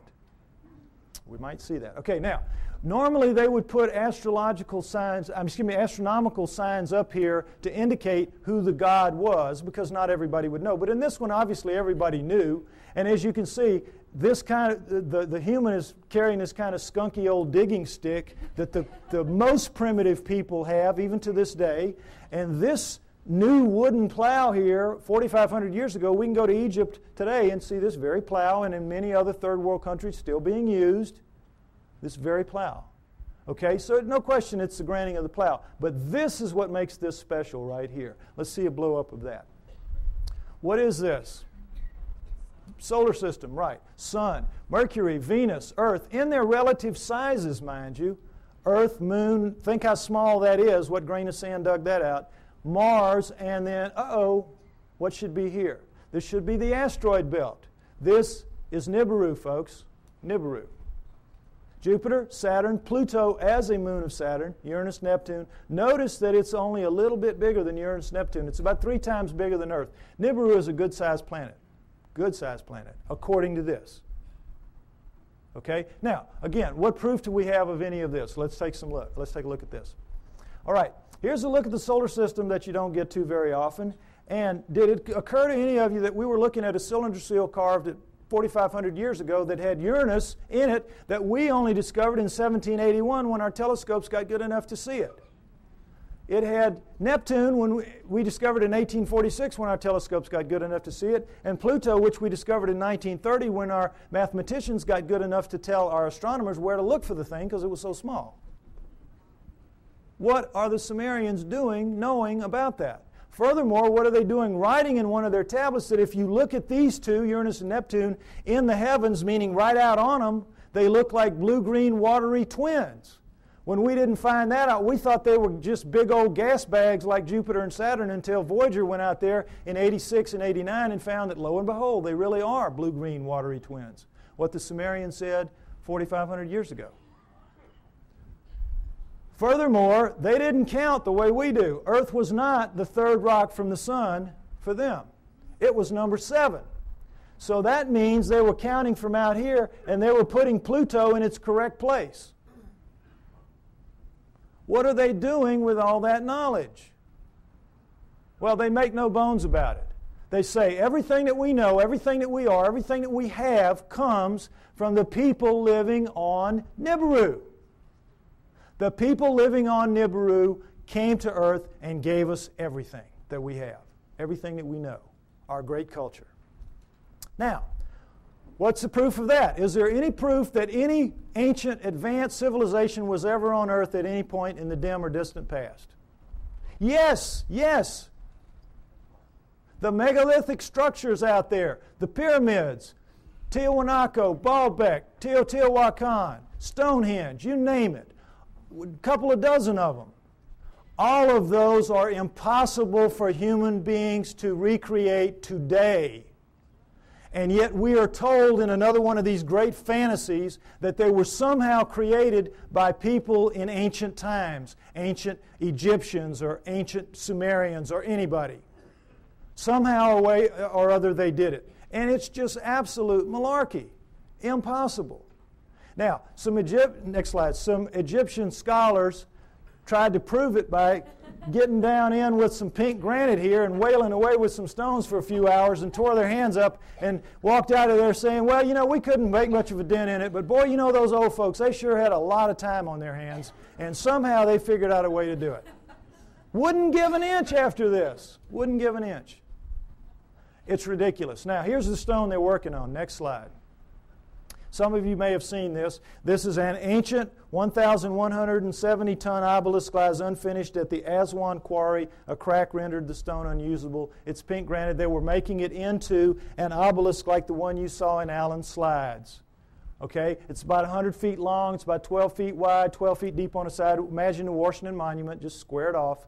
And it's pretty much done. But now let's move this from the Stone Age.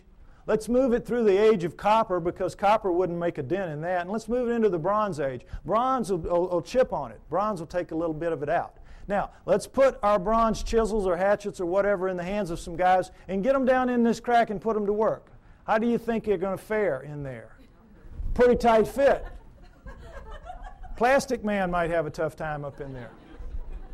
But the point is, they've got it pretty much done. They're working on the spire here. When they break it, you know how it works. You press here, you get this. Well, look, does this look like somebody chipping away with a little hand? No. This looks like a belt sander taking pieces out the size of the chair you're sitting on. Huge chunks of pink granite, one of the hardest stones in the world, just being ripped out. And they press too hard with whatever machine they've got here, and you know your physics. You get stress back here, and they popped it. They broke it. And they just said, whoops, we busted that one. And they just unhooked it and went somewhere else and left it for us to marvel at and wonder how they could have done it. But now let's go ahead and say they didn't bust it and they finished it. These primitive people now who managed somehow to do this. They finished it. It's ready to go. The hole, by the way, is about 15 feet deep. That's the top of it up there. But still, what's the first thing they've got to do? Somebody's got to draw straws to get down there with this hatchet and cut it loose from the bottom. Now, who's going to do that with 1,100 tons sitting on top of him? We could not get our best diamond-tipped blades to cut through underneath this thing. The weight would stop the blade. We could not, the operative word here is impossible. We could not get this out of here. And yet they did it time and time and time again. To lift it out, just if we could somehow cut it loose, we would have to take a dozen of our largest movable cranes to wring that hole just to get it up. You're being lied to, folks. That's the main thing you got to understand. You're being lied to. It's absolutely impossible for this one stone proves that none of the megaliths were made by those people in that era. And this, again, is not the biggest one. They have them in Baalbek twice that big. Okay? Next slide. All right. What we're told is that the Anunnaki came to Earth for this, gold. Mining gold. And that originally, the story is, they landed in ancient Sumer, but not 6,000 years ago, 400,000 years ago, 430,000 approximately to be exact. 400,000 years ago, they land in modern-day Iraq, and they set up shop in the Tigris-Euphrates Valley, and they call their home away from home, their home away from Nibiru, the Eden. You'll see a poster out there by my thing, Anunnaki over Eden. That's what that means. Because that poster is the Tigris River Valley that the symbol is rising above. That is where it was. That is where Eden was, according to them, and that comes down in the Bible as such. So they set up camp and they placer mined the gold out of those rivers. What do they need gold for? They needed to repair their atmosphere. And their rise to high technology, they had damaged that big, 3 times the size of Earth atmosphere, the same exact way we're damaging ours in our rise to high technology. And they ultimately had to repair it with very fine particulates of gold, like talcum powder, blown up into the stratosphere above it so it would ride above there and act as a reflector and an insulator from cosmic rays, which is, you see that on the masks of astronauts and in the capsule and all that. Gold is a wonderful stopper of cosmic rays. So that's what they had to repair it with. It's what we will have to repair it with. We'll have to do exactly the same thing when the day comes for us to have to face up to what we're doing to our planet. Okay? So they came, they placer mined out of the river, and all that is you put a tray in the water, you let the water sweep over, the water drops the gold into these cloth. Every few weeks you pick it up, and it's real easy. It's the way we do it now when we have the opportunity. But you tap out any stream system, ultimately, and they did. After about 150,000 years, they had tapped it out. And so they decided they were going to split themselves up and go where the mother lode of gold was on the planet Earth, which is what it is today, southern Africa. So they divided themselves into the upper world, which remained the Eden, and the Abzu, which was the lower world, and you didn't want to go to the lower world because you had to get in the holes and dig the gold. And they didn't like it. So the Anunnaki revolted. They said, we don't want to do this. We want a slave to do this work for us. Plus, it was a hardship duty, mostly men. Why don't you make us some women while you're at it? So that's what they did. They decided to use the creatures of Earth, which would be the hominoids, and I say it would have been the Almas, the likeliest candidate. They took the creatures of Earth to get some of their genetic material to make the new slave better adapted physically to the planet than they were, but the slave would for the most part be like themselves. We shall make the Adamu, A-D-A-M-U, which comes down as Adam, and we shall make the Adamu in our own image after our own likeness, which comes down word for word. And that is what they did. They made their slave inferior models of themselves. That's us, folks. That's us. We're really inferior models of the Anunnaki. And as you saw in the cylinder seal, we look like them. We look like, in their own image after their own likeness. In all of the cylinder seals, we look just like them. We don't have the horns on our headgear. That's about it. We are them. That's why we're not adapted to this planet. That's why we're so obviously not a part of this planet. We have their bones. We don't have primate bones. We have their muscles. We don't have primate muscles.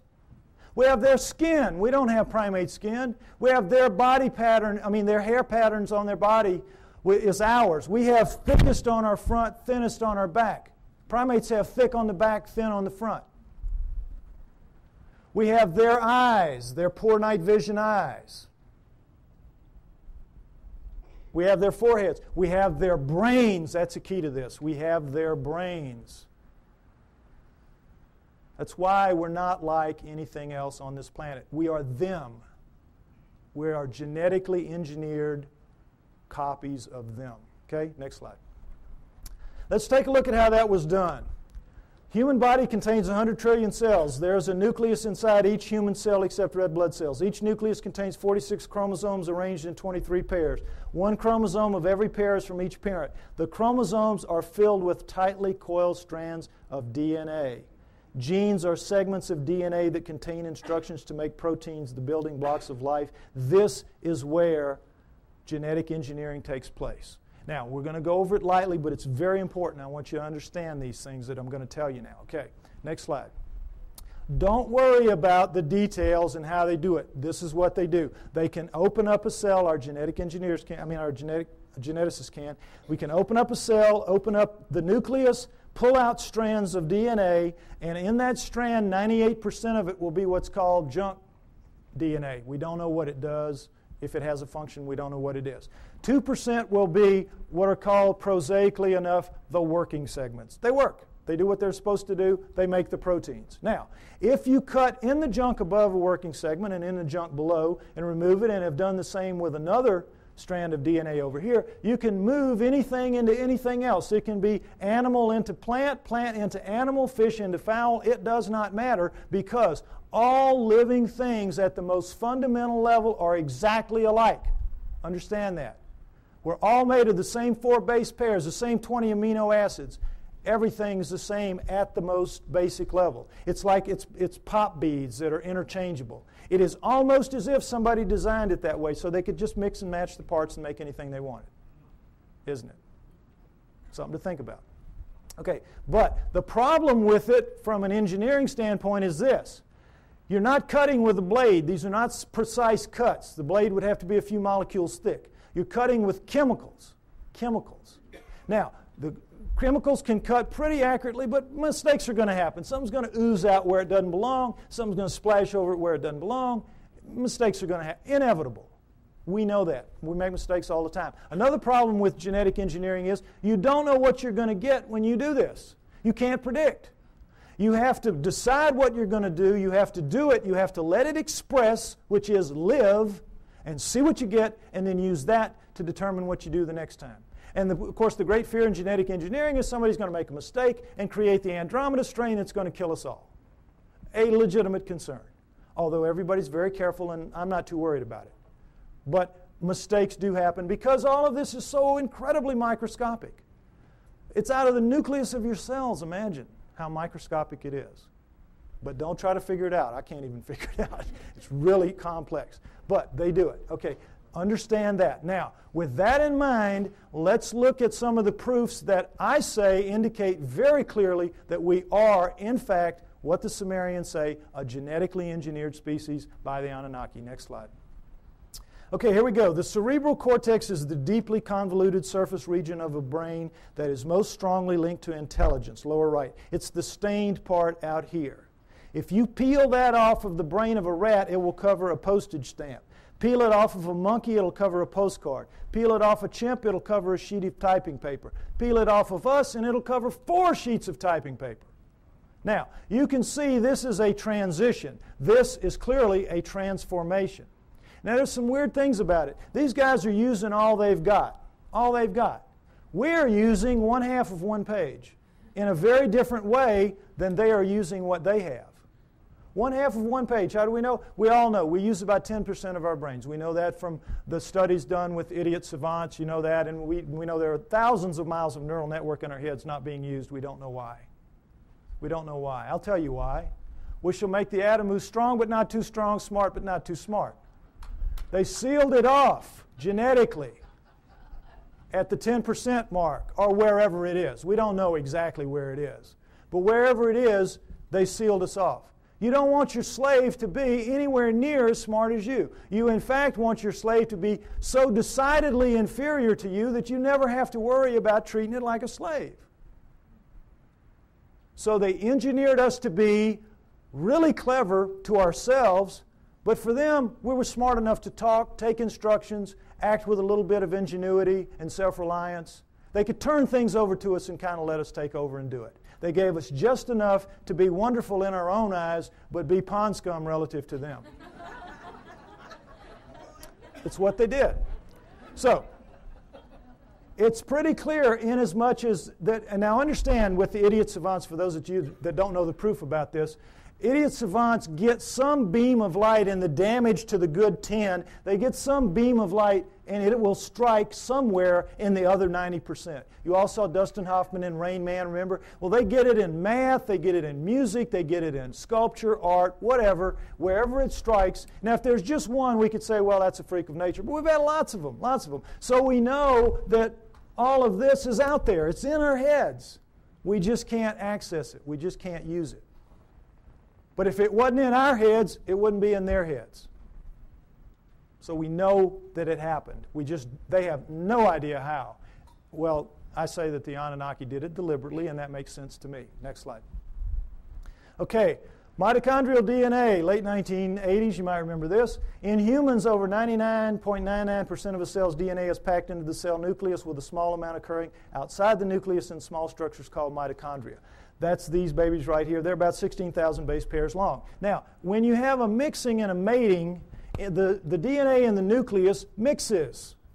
But with the mitochondrial DNA, it does not. Sperm doesn't have mitochondrial, eggs do. And so females pass it down intact generation after generation. Well, when this was figured out in the 70s, boy, the botanist and the geneticist said, great. Now we can go and find out if the split from the common ancestor was closer to 8 million years or closer to 5 million years. Remember that? We're going to now pin it down. It's going to be one or the other. We're going to figure it out. So they went out and they took the mitochondrial DNA of women all around the world, every race, every creed, every culture, every country, and they brought them back to the lab and they started working on them. And when the answers came in the late 1980s, it was not 8 million years ago. It wasn't 5 million years ago. It was way the heck down to 200 to 250,000 years ago, and that's all.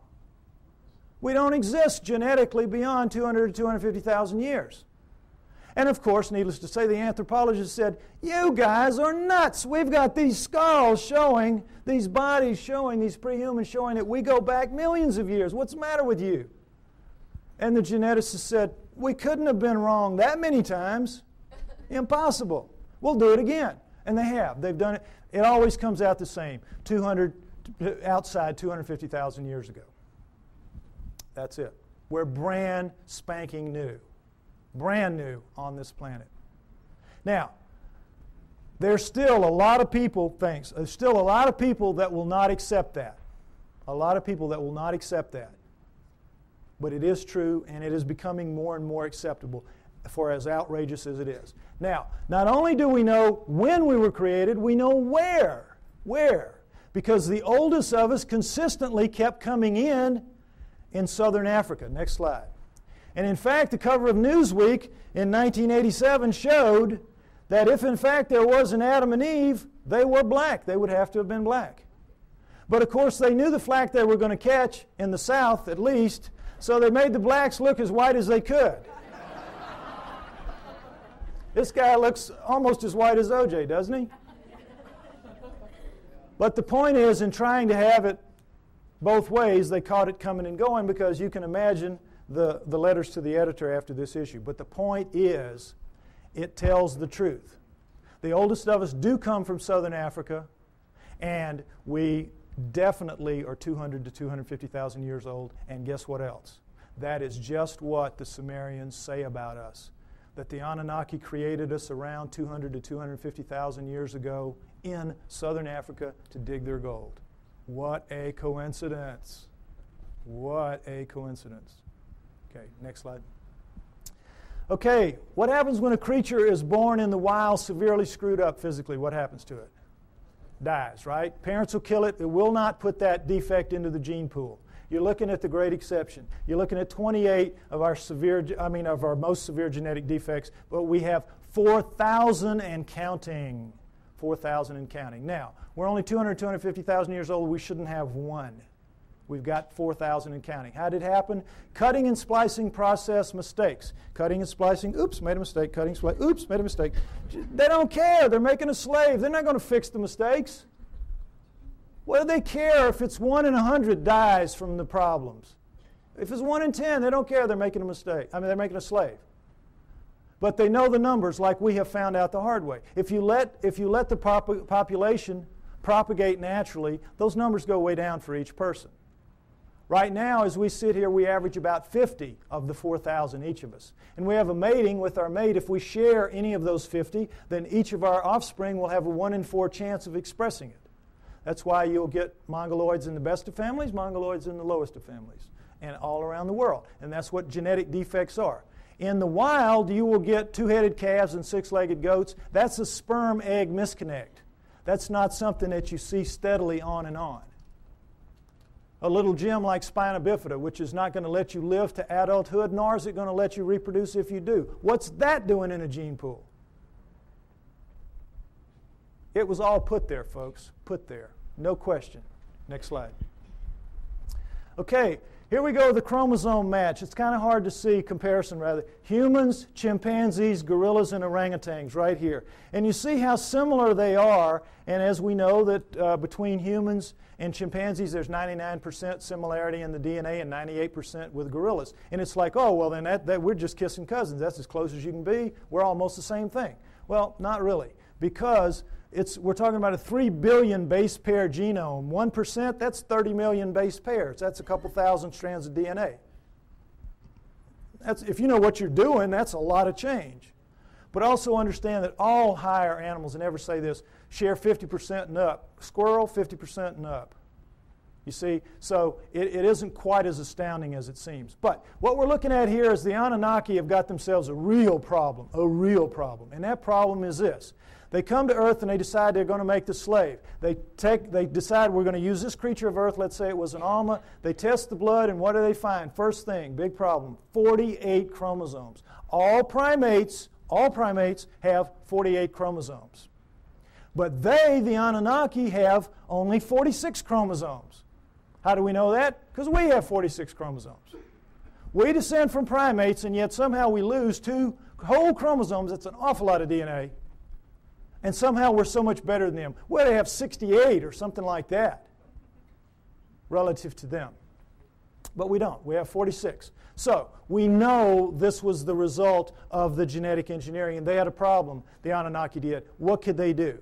They had to, how it works. There's 24 in sperm and egg, 23 sperm and egg. So you got to get the sperm and the egg to match up, one or the other, 23 or 24. Can you take out a chromosome from the creature of Earth, the 24, and still have a creature of Earth? No. Can you add a chromosome to yourself and still have an Anunnaki? Go up to 24 from 23? No. You got a real problem. It's an insoluble problem. And you need that because you got to get the first hybrid to get in the game of the genetic engineering. You got to get something alive that is a blending of you two to begin to work on it.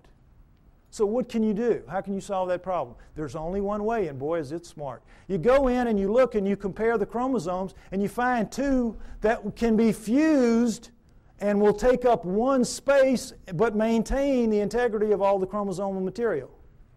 You find a spot where you can fuse 2 to make 1, and now you've got all the material but taken up one place, and now you're ready to rock and roll. You with me? All right, let's look at the number 2 chromosome close up. They just went to the second one. They just looked down the row and they said, okay, this will work. Orangutan, 2 and 3. Gorilla, 2 and 3. Chimp, 2 and 3. Human. Uh-oh. Fusion. How long do you think it would take Mother Nature to do this? There's no clearer proof that we're genetically engineered just like they say we are. Next slide. And so, I think it's fair to say that everything we know is wrong, at least about human origins, that we were given life by the gods with a small g through the equivalent of a test tube, and that we were the hair-covered hominoids, and that our humanity emerged from that. Now, this is where I normally end it, and they tell me I'm running out of time, so I want to get to the new thing that I want to share with you. Oh, no, here it is. Because this is really exciting to me. On the 12th of this month, which was just recently, I received an email from a person who wants to remain anonymous. And this is what he said to me. He is a geneticist, a full-blown geneticist. And he says, Dear Mr. Pi, I agree with your conclusions and will give you a few hints, if you wish, as a DNA deep throat. First, look up the huge discontinuities between man and the various apes for whole mitochondrial DNA, genes for the Rh factor, and human Y chromosomes, among others. Regarding number 3, the chromosomes, I refer you to K.D. Smith's 1987 study titled Repeated DNA Sequences of the Human Y Chromosome. It says most human Y chromosome sequences so far examined do not have homologs, which are similar sequences, on the Y chromosomes of other primates. Human female DNA does look somewhat ape-like, but not the male Y. This means that if we are a crossbred hybrid species, as you contend, meaning me, the cross had to be between a female ape-like creature, a creature of the earth, as the Sumerian said, and a male person from elsewhere, as I also contend.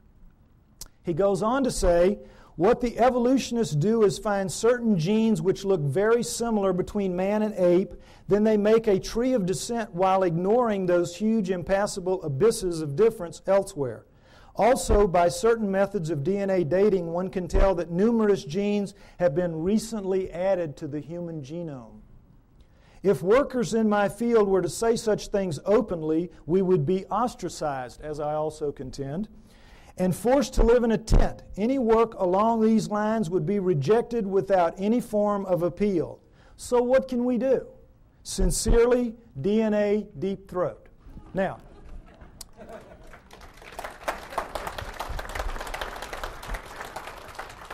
what this means, thank you, what this means is we win. We win. Because where one of these came from, more of these are going to come. As my profile rises higher, and I think, frankly, that I'm the only person out here pushing this genetic stuff that you're seeing like this, more of these are going to come my way. We're going to win. You've seen the evidence. Now, right now, we're getting our brains kicked out. We are getting our brains kicked out. That's why we're called the fringe.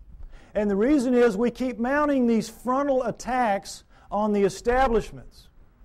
And every film that we produce, every photograph, every sighting, every testimony, every capture, every encounter that we have, and we throw at them with the best intentions.